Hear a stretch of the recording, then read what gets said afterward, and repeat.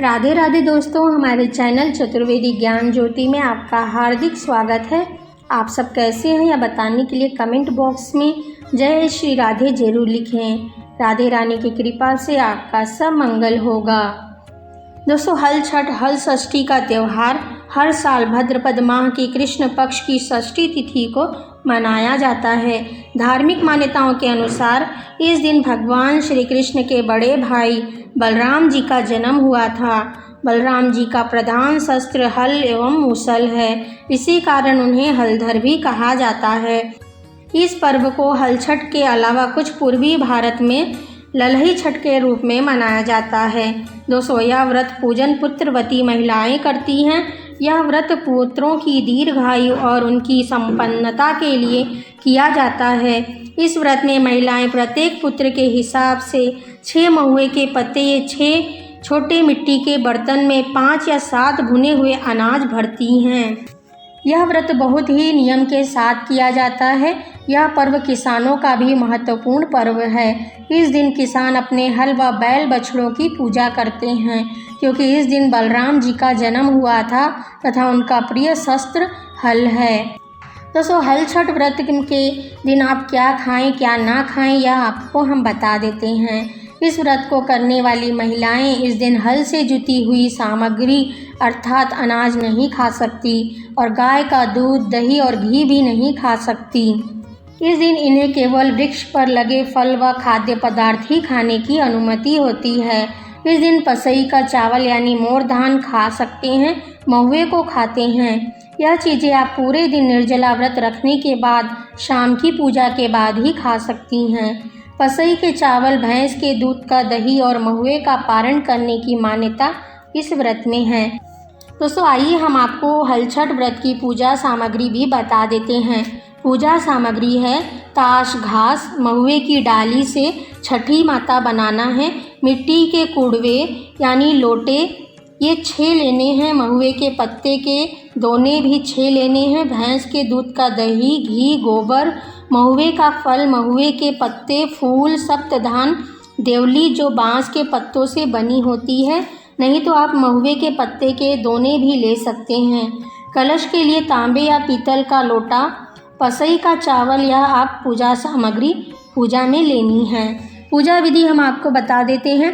दोस्तों, व्रत वाले दिन सुबह जल्दी उठें, नित्य क्रियाओं से निवृत्त होकर स्नान कर लीजिए। इसके बाद स्वच्छ वस्त्र धारण कीजिए। जहाँ पर पूजा करने वाले हैं उस स्थान पर ताश की घास व महुए की डाली को एक साथ गाड़ दें। पूजा स्थान को आप चाहे तो गोबर से भी लीप कर पूजा कर सकती हैं।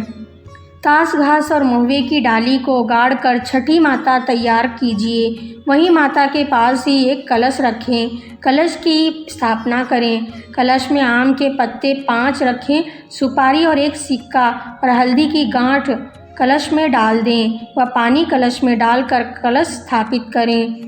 उस कलश के मुख पर चावल से भरा प्लेट रखें और उस प्लेट में एक घी का दीपक जलाकर रख दें। इसके बाद आप छठ माता के पास ही एक पान के पत्ते पर गौरी और गणेश जी रखें। आप गौरी सिक्के का या मौली लपेट कर बना सकती हैं। सुपारी से गणेश जी बना लें। सुपारी पर मौली लपेटकर गणेश जी बनाकर पान के पत्ते पर रखें। पत्ते पर स्थापित कीजिए। सबसे पहले आप गणेश जी की पूजा कीजिए, उन्हें तिलक करें, उन्हें अक्षत पुष्प अर्पित कीजिए। इसके बाद आप माता गौरी का पूजन कीजिए, उन्हें तिलक कर अक्षत पुष्प अर्पित कीजिए। इसके बाद कलश की पूजा कीजिए। कलश को टीका लगाकर दीपक व कलश का पूजन कीजिए। अंत में छठ माता को टीका लगाएं। सभी देवी देवताओं का विधि पूर्वक पूजन कीजिए। सभी को फल अर्पित कीजिए। सुहाग की सामग्री छठ माता को चढ़ा दें।